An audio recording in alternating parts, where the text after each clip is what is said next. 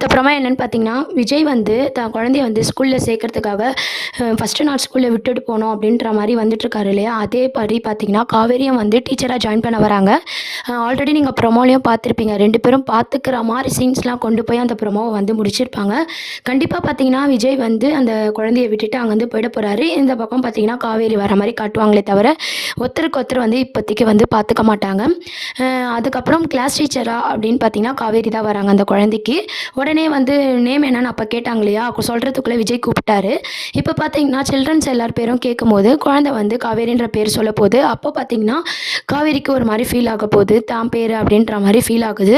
குழந்தையும் காவேரியும் பார்த்தீங்கன்னா, ரொம்ப க்ளோஸா வந்து பழகிட போறாங்க. அது மட்டும் இல்லாம டான்ஸு, சாங்ஸ்ன்னு போட்டு ரொம்ப என்ஜாய் பண்ணிட்டு இருக்காங்க.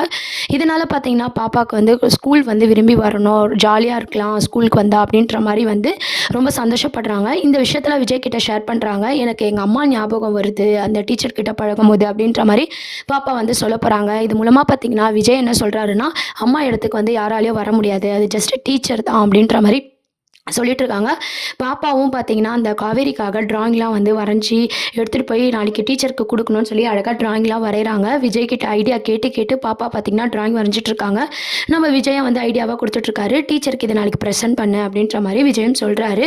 பாப்பா பார்த்தீங்கன்னா, மறுநாள் ஸ்கூலுக்கு காவேரிக்கு போய் அந்த கிஃப்ட்ட வந்து பிரசன்ட் பண்றாங்க. அதெல்லாம் பார்த்து காவேரிக்கு ரொம்பவே சந்தோஷமா இருக்கு.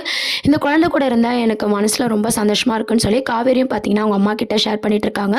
இந்த மாரி யுகேஜில வந்து நான் டீச்சரா இருக்கேன். 5 வயசு ஆயிருக்கும் அந்த பாப்பாக்கு அப்படின்ற மாரி சொல்லிட்டு இருக்கும்போது, உன் குழந்தைக்கும் 5 வயசு தான். உன் பொண்ணுக்கும் இருக்கும்ன்ற மாரி வந்து அத விசாரிக்க போறாங்க. அதாவது காவேரி குழந்தை எங்க இருக்கா? என் பேத்தி எங்க இருக்கா? அப்படின்னு சொல்லி காவேரி அம்மா வந்து அந்த பேத்திய தேடி போற மாரியும், நம்ம நிவினோட ஹெல்ப் மூலமா எல்லாமே நடக்கிற மாரி ஒரு சைட் காட்ட போறாங்க. இன்னொரு சைட் பார்த்தீங்கன்னா, காவேரியும் விஜயும் மீட் பண்ண போறது கிடையாது. அதே மாரி அம்மா பொண்ணோட சென்டிமெண்ட்டும் இதுக்கப்புறம் வர அப்கமிங் ப்ரோமோவா இருக்க போது.